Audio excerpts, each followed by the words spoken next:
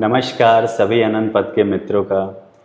अनंत श्री का जो पॉडकास्ट है डिप्रेशन वाला, स्माइलिंग डिप्रेशन वाला, अनंत श्री ने जो बातचीत की है उससे हम क्या समझे हैं उस पर हम बातचीत करेंगे। आज हमारे साथ अनंत पथ के मित्र अभिषेक जी हैं। नमस्कार। आज हम बातचीत करेंगे और मैं चाहता हूं कि आप सभी अनंत पथ के मित्र उसमें पार्टिसिपेट करिए। कमेंट बॉक्स में आपने क्या समझा है वो ज़रूर लिखिए।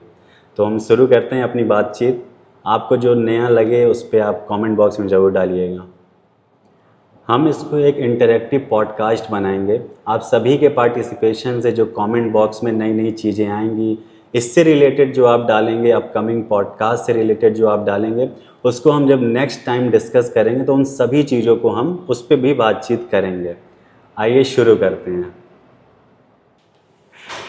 अभिषेक जी, जो अनंत श्री ने जैसे डिप्रेशन वाले पे जो बातचीत की थी उससे मैं तो काफ़ी चीज़ें समझा हूँ। जैसे मैं बताऊँ कि सबसे पहली चीज़ तो अनंत श्री ने बोला था कि आप अपने बीइंग पे, हमें लोगों के बीइंग को देखना चाहिए, ना कि उसके जो वो बनना चाहता है, जो उसका एम्बिशन है, जो बाहरी आवरण है, जो बाहरी आवरण है, उसके अलावा तो जैसे मैं खुद देखा हूँ कि जैसे शिविर में जब सारे अनंत पथ के मित्र, नए नए मित्र भी इकट्ठा होते हैं तो अनंत श्री ना ये देखते हैं कि वो क्या करता है, वो किस पद पे है, कुछ नहीं, उसके होने को देखते हैं।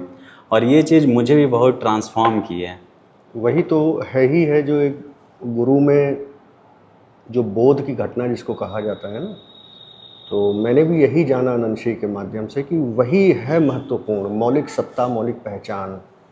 और जैसा अनंत श्री ने इस पूरे पॉडकास्ट की सीरीज़ जो निकाली थी, डिप्रेशन, स्माइलिंग डिप्रेशन, आत्मघात, ये सब, तो उसमें सबसे बड़ी समस्या तो मेरे अनुसार जो मुझको समझ में आई वो यही थी कि जो एक व्यक्ति कुछ बनने के पीछे भागा जा रहा है और उससे वही चीज़ छूटी जा रही है जो उसको फ्रॉम द वेरी बर्थ मिली ही हुई है, उसकी मौलिक पहचान। उसकी मौलिक पहचान, और गीता में अनंत श्री ने उसको दूसरे शब्दों में बोला ओरिजिनल नेचर। Original nature. और एक सबसे इम्पॉर्टेंट चीज़, जैसे अनंत श्री कहते हैं कि जीवन एक प्रवाह में होना चाहिए। तो मुझे एक चीज़ क्लिक की थी। अभी मैं दशहरे में घर गया हुआ था तो पंडाल सजा हुआ था, उसमें मूर्ति लगी हुई थी। तो एक आने का रास्ता हम लोगों ने दिया था लोगों को, लेकिन एक जाने का रास्ता हम लोगों ने नहीं दिया था। तो एक प्रवाह जब अनंत श्री कहते हैं तो मुझे लगता है कि अगर हम किसी चीज़ के आने का वेलकम कर रहे हैं तो हमें जाने का भी उसको रास्ता देना चाहिए। जैसे अगर सुख आ रहा है तो हमको सुख के जाने का भी रास्ता देना चाहिए। हम पकड़ लेते हैं, कोई चीज़ हमें मिली, किसी पद पे हम पहुँचे, हम उसको पकड़ लेना चाहते हैं लेकिन हम छोड़ना नहीं चाहते। तो अनंत श्री उसको बोलते हैं कि जाने का भी एक रास्ता होना चाहिए, मार्ग होना चाहिए। तो आना जाना एक प्रवाह में ये मुझे इतना मज़ा आ गया था सुन के, और एक एनलाइटनिंग था मेरे लिए। तो यही तो देखिए ना संदीप जी, सबसे महत्वपूर्ण चीज़ है कि कमोबेश हर कोई इन चीज़ों को जानता है शाब्दिक रूप में, कहीं ना कहीं उसने पढ़ा भी होगा या वो जिस भी कल्ट से, धर्म से संबंध रखता है वहाँ पर उसको ये शिक्षा मिली भी रहती है। पर एग्जैक्टली जब जीवन में इसका एप्लीकेशन होना होता है वो चीज़ नहीं समझ में आती जनरली लोगों को। तो उसके लिए फिर वही एक परम महत्व की चीज़ हो जाती है गुरु का जीवित रूप में हमारे साथ होना। तो उसको भी हम कभी नकार नहीं सकते। जो शिविर भी होते हैं समय समय पे, अनंत श्री तो प्रायः उसको खुद ही कहते हैं सर्कस है, ये एक शो है, मैं शोमैन हूँ, आइए बैठिए उठिए और जाइए। पर वो जो जाना, एक तो पहले आना और उसके बाद जाना, उसी के दरमियान कुछ होता है। एक ऐसे शरीर और एक ऐसे मन से हम संबद्ध होते हैं 3 दिनों के लिए प्रायः, जिसमें वो चीज़ घट ही रही है, कांस्टेंट वो हो रही है, कांस्टेंट। बुद्धा हॉल में आना, यहाँ बैठना, फिर यहाँ से उठ के जाना, ये देखने में बड़ी छोटी सी घटना लगती है कि आए, बैठे और चले गए। तो इसमें पूरा जीवन, अगर इस चीज़ को भी अगर देखना आ जाए तो पूरा जीवन ही है इसमें। वही जो आप कह रहे हैं ना पंडाल वाली घटना, बिल्कुल यही है। एक आना जाना, एक फ्लो बना हुआ, फ्लो, वही चीज़ सबसे महत्व की है। एक मित्र हैं अमोद नाम के, उन्होंने कमेंट किया था, बहुत अच्छा कमेंट किया था। और मुझे लगता है हम सभी अनंत पथ के मित्र जो समझ रहे हैं, तो उन्होंने लिखा था कि जैसे अनंत श्री ने मार्क्स सुसाइड पे बातचीत की, स्माइलिंग डिप्रेशन पे बातचीत की, उन्होंने लिखा था कि मैं इस चीज़ से ग्रस्त था और ग्रस्त था। उसके कुछ घंटों बाद जब ये पॉडकास्ट मेरे सामने आया हाँ। तो मैं उससे बाहर हो गया। ये चीज़ पढ़ के मुझे इतना अच्छा लगा। और अनंत श्री ने एक नया डिप्रेशन की कैटेगरी भी ला दी, स्माइलिंग डिप्रेशन। Smiling depression. और देखा जाए कमोबेश तो समाज परिवार कहीं ना कहीं एक सब लोग जूझ ही रहे हैं इससे। हंसते हुए चेहरों के पीछे समझ में नहीं आता है, बहुत चालू किस्म का ऐसा माइंड भी होता है जो अंदर से वो कहीं ना कहीं जान रहा है कि मैं दीमक की तरह खोखला हो चुका हूँ, फिर भी वो हंस रहा है, अपने दांत दिखा रहा है, मुस्कुराहट है, कहीं भी समाज में ऐसे अपने आप प्रस्तुत कर रहा है कि मैं बहुत खुशहाल हूँ, पर रात में नींद ना आना और वो सब तो है ही है। हंस हंस के डिप्रेशन को बहुत एक्टिव उसमें अनंत श्री ने जो कही ना वो बात, वो बहुत बहुत महत्वपूर्ण कि एक्टिव डिप्रेशन है ये। एक्टिव ऊर्जा उसके पास भरपूर है। हाँ, लेकिन जीवन उसका अवसाद से भरा है। अवसाद से भरा हुआ है। जनरली देखिए ना, मार्केटिंग के जो लड़के लड़कियां होते हैं, या अभी जैसे मैं सोच रहा था आते समय अभी कि एयर होस्टेसेस जो होती हैं एरोप्लेन्स में कितनी हंसती हैं। कह नहीं सकते हैं कि अगर 100 में से 70-80 होंगी उसमें ऐसा डिप्रेस्ड हैं, पर मेकअप के द्वारा, अपने हंसी के द्वारा उसको छुपा रखा है उन्होंने। आनंद श्री ने इसमें एक बात और जोड़ी थी कि जीवन में हमारे कोई ना कोई ऐसा होना चाहिए जिससे हम अपनी बात कह सकें। और मुझे लगता है कि हम लोग तो बहुत ही सौभाग्यशाली हैं कि अनंत श्री जैसे जो गुरु हैं हमारे साथ हैं। हर चीज़ हम उनसे कह देते हैं और कभी कभी तो ये बहुत बड़ी घटना हो जाती है कि बिना कहे अनंत श्री समझ जाते हैं और कहीं ना कहीं वो उस चीज़ को बोल देते हैं, ठीक है परेशान ना हो। रहस्य ना यही तो, इसी को तो वो बार बार स्वयं भी कहते हैं, अज्ञेय का आयाम। वहाँ पे कैसे क्यों कब होगा ये बता नहीं सकते हैं, बस वो हो रहा है। हम सब जुड़े हुए हैं उस अज्ञेय के आयाम से, यही रहस्य है। उसी में डिप्रेशन वाले में एक बहुत अच्छा एक दूसरे उसके सीरीज़, उसी सीरीज़ के एक दूसरे पार्ट में, उसमें जैसे उन्होंने एक तो स्माइलिंग डिप्रेशन था, एक मास्क सुसाइड का भी एक जैसे था उसमें कि पता नहीं चलता है ना, इस तरीके से था जैसे। तो वो भी बहुत समझने के जैसा रहा। अनंत श्री जैसे कहते हैं कि अगर हम किसी भी वजह से कोई नशा भी कर रहे हैं तो वो भी मार्क्स सुसाइड ही है। कर तो रहे हैं नशा है लेकिन मर ही रहे हैं कहीं ना कहीं। दो चीज़ अनंत श्री ने बहुत अच्छी बताई थी। उन्होंने कहा था एक फॉर्मूले की तरह ही इसको उतार लेना चाहिए, मैत्री और करुणा। मैत्री में अनंत श्री ने बताया था कि हम एक इंटरकनेक्टेड हैं। तो मुझे एक घटना याद आती है कि जो पर्वत पे चढ़ने वाले होते हैं, अगर वो पर्वत पे चढ़ रहे हैं तो एक के नीचे एक होते हैं। अगर हम किसी को खींचने की कोशिश करेंगे तो नीचे वाला भी खींचेगा, लेकिन ऊपर वाला अगर हम ऊपर खींचेगा तो हम सब चढ़ जाएंगे। लेकिन हम देखते हैं कि यहाँ पे जीवन में इतना आपाधापी है, गला घोट प्रतिस्पर्धा चल रही है, एक दूसरे को खींचने में ही लगे हैं। लेकिन हम ये नहीं देखते कि कोई खींच रहा है तो हम भी खींचे जाएंगे। और दूसरा अनंत श्री ने बोला था करुणा, कि अगर हम जीवन है, हमारा जीवन है, तो सामने वाला भी एक जीवन से भरा हुआ है, हमें उसको भी देखना चाहिए। तो ये तो एक ऐसा फार्मूला बन गया कि कोई भी काम हम कर रहे हो, अगर ये दो चीज़ देखा जाए तो हम एक विधायक दृष्टि से देख सकते हैं। और ये बहुत चिकित्सीय भी है अगर ये देखना अगर आ जाए हमको। और सच में भी अगर जीवन में कोई डिप्रेस्ड आदमी मिले, परिवार में, मित्रता में, कहीं पे, और अगर इसी मैत्री और करुणा के भाव से अगर आपको या हमको देखना आ जाए तो निश्चित जानिए वो व्यक्ति डिप्रेशन से बाहर आएगा ही आएगा। कोई सुसाइडल टेंडेंसी उसके अंदर वो पोस्टपोन होके ही रहेगी। मैं खुद हूँ, मैं अपने जीवन में एक लंबा अरसा डिप्रेशन में बिताया, एक लंबा अरसा बहुत ख़राब समय में बिताया है। फिर अनंत श्री ने ही पकड़ा कि आया, हालांकि कहने के लिए आया मैं स्वयं, पर रुकना यहाँ पे इतना आसान नहीं रहा कभी। वो अनंत तो मैं बहुत प्रेम से कहता हूँ कि अनंत श्री ने ही पकड़ा हुआ है कि रहो, तुम समझो, सीखो।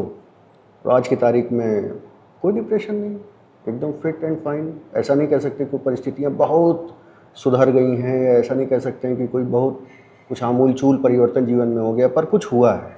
अरे हम शिविर में ही देखते हैं कि लोग आते हैं, अपनी परेशानियां बताते हैं, अनंत श्री बस प्यार से, इतनी करुणा की दृष्टि से बस देखते हैं, करुणा मैत्री की दृष्टि है। और मैं ये चीज़ ऑब्जर्व करता हूँ, मैं आने वाले लोगों का चेहरा देखता हूँ और फिर नेक्स्ट टाइम जब देखता हूँ तो एकदम खिले हुए, खिले।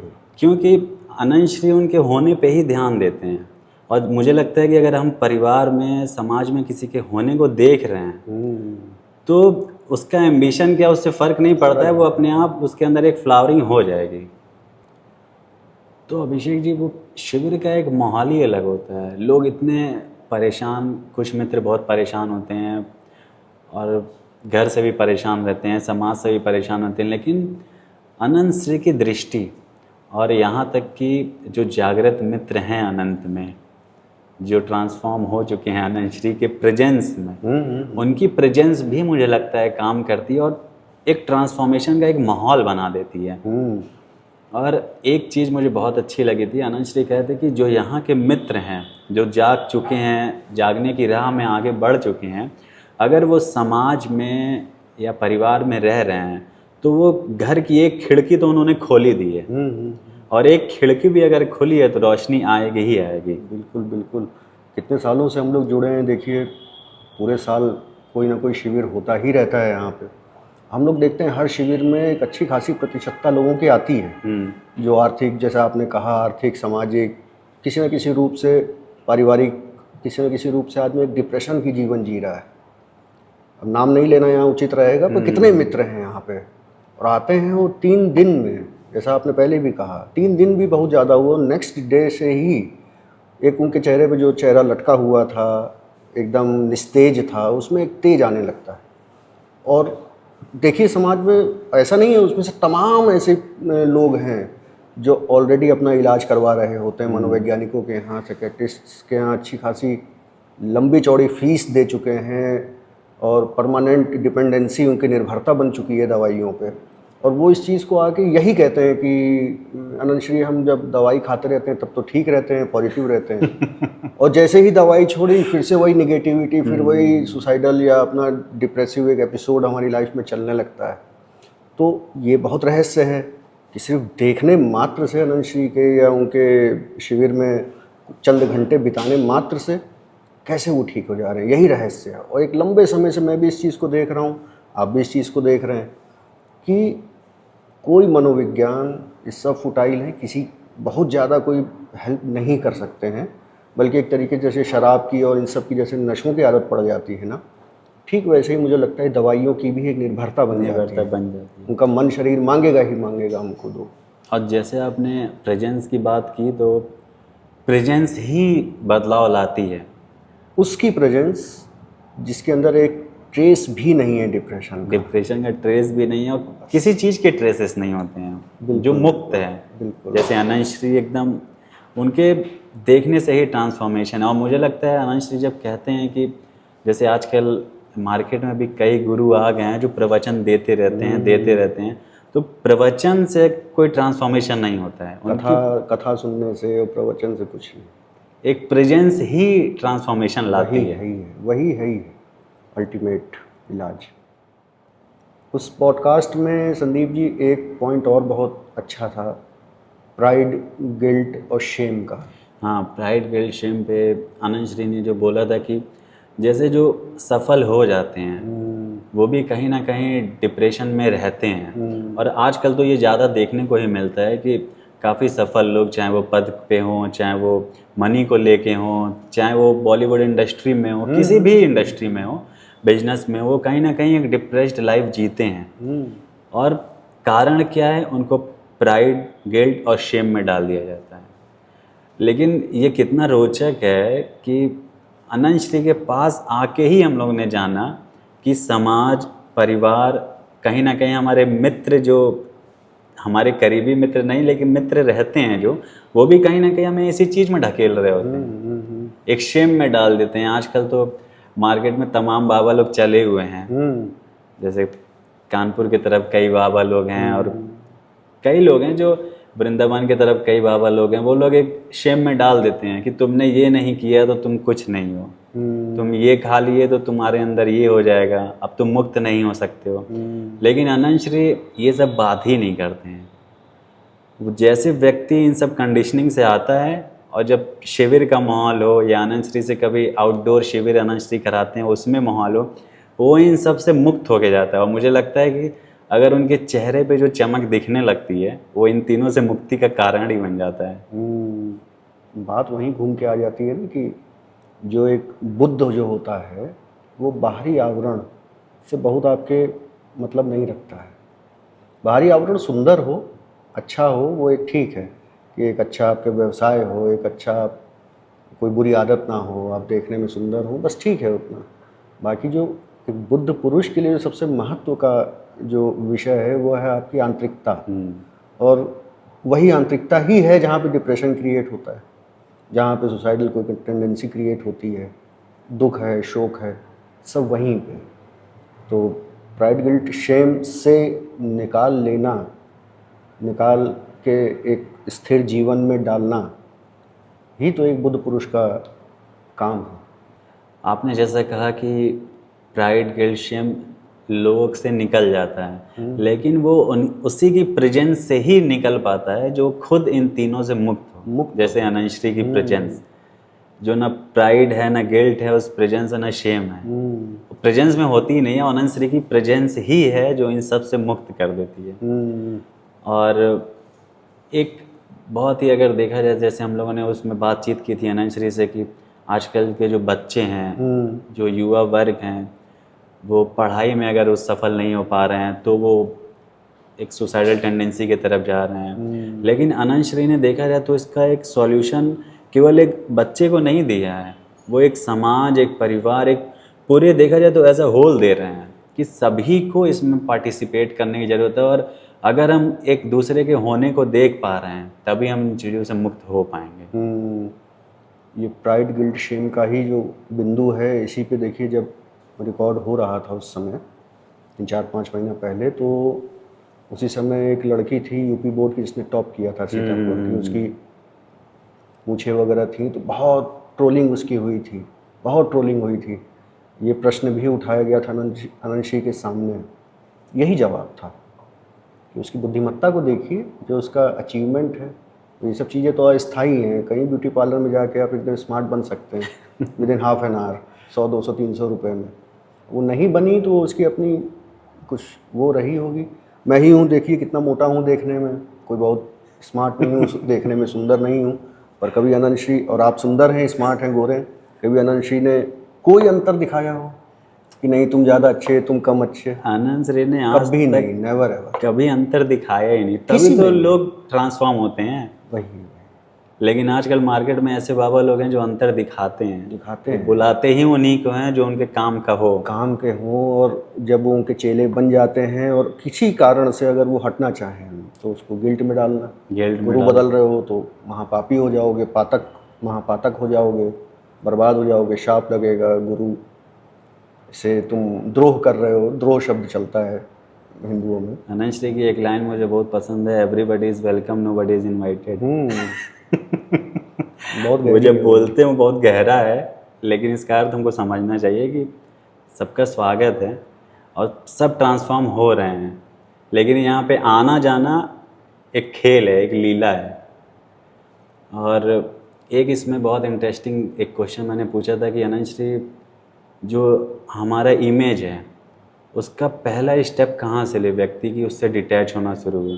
तो अनंतश्री ने बहुत रोचक एक सॉल्यूशन दिया था कि बाहर से जहाँ प्रमाण मिल रहा हो वो तुम्हारे काम का नहीं है।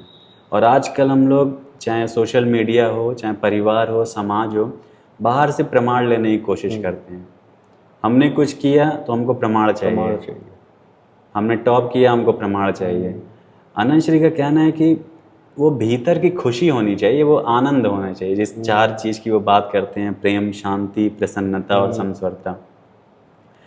तो ये मुझे बहुत अच्छा लगा कि बाहर से प्रमाण लेना बंद कर दीजिए, आप मुक्त हो जाएंगे, मुक्त इमेजेस से मुक्त हैं। तो वो मुझे लगा कि जैसे आजकल लोग बताते हैं कि तुम मुक्त हो जाओ, लेकिन एक वैक्यूम डाल देती है कि कैसे। लेकिन अनंतश्री हर उस वैक्यूम को भरते हैं कि कैसे तुम मुक्त हो सकते हो। और जैसे आजकल बात भी चलती है कि तुम मुक्त हो, तुमको निर्वाण की प्राप्ति हो गई है, लेकिन कहाँ पता चले या कैसे पता चले, उस वैक्यूम को अनंतश्री ने भरा है कि अगर प्रेम, शांति, प्रसन्नता और समस्वरता है तो है, तो आपका होना है। अभी जिस पॉडकास्ट की सीरीज़ पे हमने और अभिषेक जी ने बातचीत किया है, तो मैं चाहता हूँ कि ये एक इंटरेक्टिव पॉडकास्ट की सीरीज़ है। तो सभी अनंत पथ के मित्र या जो भी सुन रहे हैं वो भी अनंत पथ के मित्र ही हैं। अनंत श्री कह चुके हैं कि सभी अनंत पथ के मित्र हैं।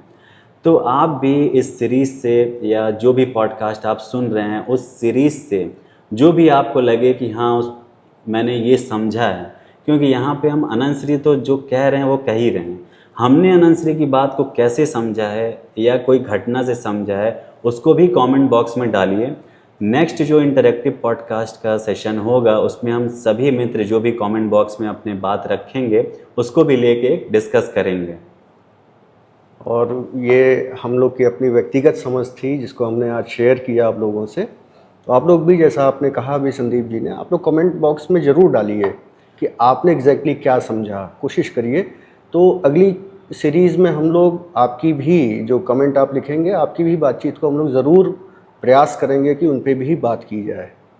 हम सब अनंत पथ के मित्र हैं, अनंत श्री के साथ हम सब यात्रा कर रहे हैं और मैं चाहता हूं कि आप सब अनंत श्री पॉडकास्ट को और ये जो इंटरेक्टिव पॉडकास्ट नया शुरू हुआ है सभी अनंत पथ के मित्र उसमें ज़रूर पार्टिसिपेट करें और चैनल को ज़रूर सब्सक्राइब कर लीजिएगा। चैनल को सब्सक्राइब करना ना भूलें। मिलते हैं अगले इंटरेक्टिव पॉडकास्ट में। नमस्कार। नमस्कार।